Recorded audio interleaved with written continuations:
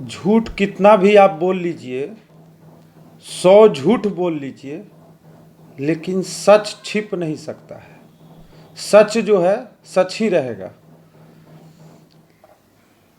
आप डीएम साहब को लेटर लिख सकते हैं कि मेरे पास ड्राइवर नहीं है, वो भी छापा मराया था उसके ठीक 24 घंटा पहले। तो आप फिटनेस और बीमा के लिए डीएम और डीटीओ को लेटर नहीं लिख सकते थे क्या? तो आपने ये क्यों नहीं बताया कि एम्बुलेंस से बालू क्यों ढोवा रहा था? वो भी जनता सुनना चाह रही थी। ये क्यों नहीं बताया? तो आपके एम्बुलेंस रखने से एक एम्बुलेंस से तो डेली 25 मरीज जाता। कितने मर चुके हैं एम्बुलेंस बिना? तो आप थोड़ा सा भी तो मानवता का ख्याल रखते। ये डिस्ट्रिक्ट में जितने 40 के आसपास जो ये समिति बनी हुई है, इसके अध्यक्ष डीडीसी है, ये उसका है डिस्ट्रिक्ट मजिस्ट्रेट का। देखिए, ये इस पर पंचायत की मुखिया को दिया जाता है। और ये देखिए डिस्ट्रिक्ट एम्बुलेंस दास है, जिसमें उप आयुक्त अध्यक्ष होते हैं, सिविल सर्जन उसके सचिव होते हैं, जिला योजना पदाधिकारी, जिला लेखा पदाधिकारी, जिला पंचायती राज जिला और सांसद का एक चयनित संचालन समन्वय संस्था, ये मुखिया द्वारा स्वीकार किया जाता है। और पंचायत स्तर पर भी एक कमेटी होता है। ये पंचायत स्तर पर का कमेटी है। ये देखिए, इसमें एक पंचायत स्तर की कमेटी है, वो शायद पन्ना दिख नहीं रहा है, मैंने निकाल दिया, और वहां से ये संचालित होता है। ये पूर्णतः सरकारी है। मैंने अपने ऊपर ले लिया कि मैं चलाता हूं, मैं उसकी जिम्मेवारी लेता हूं। झूठ कितना भी आप बोल लीजिए, 100 झूठ बोल लीजिए, लेकिन सच छिप नहीं सकता है। सच जो है सच ही रहेगा। 11 दिन पहले आप जो ड्राइवर का रोना रो रहे थे, तो 11 दिन बाद आज आप फिटनेस और बीमा का क्यों रो रहे हैं कि गाड़ी में ये नहीं था? ड्राइवर के लिए आप डीएम साहब को लेटर लिख सकते हैं कि मेरे पास ड्राइवर नहीं है, वो भी छापा मराया था उसके ठीक 24 घंटा पहले। तो आप फिटनेस और बीमा के लिए डीएम और डीटीओ को लेटर नहीं लिख सकते थे क्या? जब प्रेस कॉन्फ्रेंस में आप लोगों को जब बता रहे थे, झूठ पर झूठ बोल रहे थे, तो आपने ये क्यों नहीं बताया कि एम्बुलेंस से बालू क्यों ढोवा रहा था? वो भी जनता सुनना चाह रही थी। ये क्यों नहीं बताया कि वो बालू कहां जा रहा था और किसका बालू ढोवा रहा था?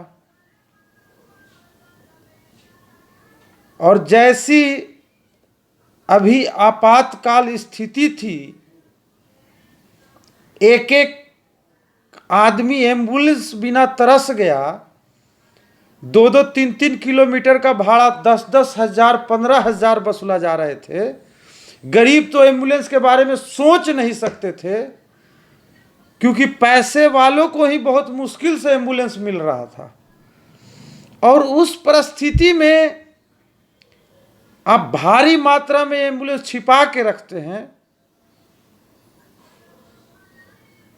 तो जनता को बताएंगे कि आप पर एफआईआर क्यों नहीं होना चाहिए, आपकी गिरफ्तारी क्यों नहीं होनी चाहिए, और आपके साथ जितने भी पदाधिकारी अधिकारी थे उन पर क्यों नहीं होनी चाहिए, ये भी बताते।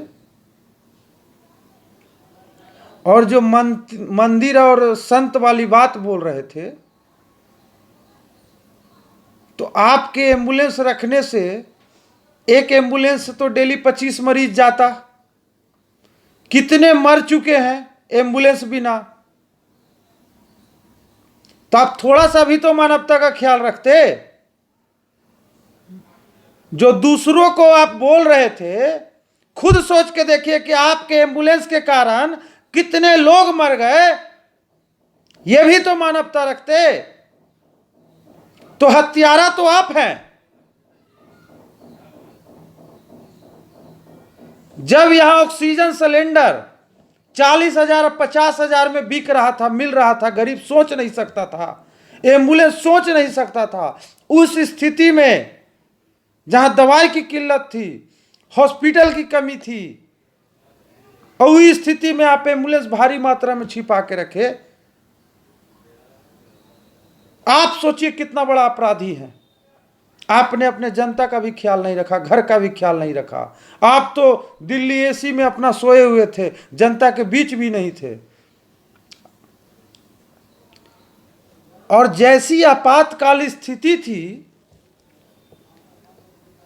तो बीमा और फिटनेस का कागज कौन खोज रहा था, ये तो बताइए।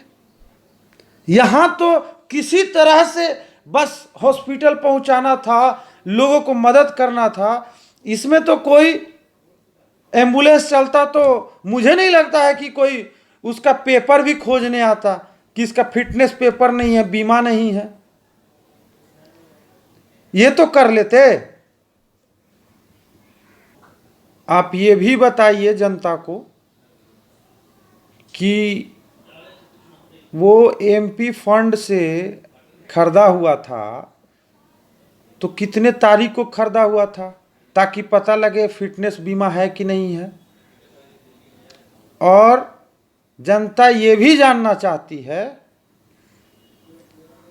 कि आप एमपी थे तो आपका काम थोड़ी था फिटनेस बीमा देखना, वो तो काम था डीएम और सिविल सर्जन का। तो आप इसका दुहाई क्यों दे रहे हैं? और आपके निजी क्षेत्र में किनके मिली भगत से और एम्बुलेंस कब से खड़ा है, ये भी बताइए जनता को। और जो बता रहे थे कितना सारा केस है, तो मैं बता देता हूं कि सबसे बड़ा अपराधी आप हैं।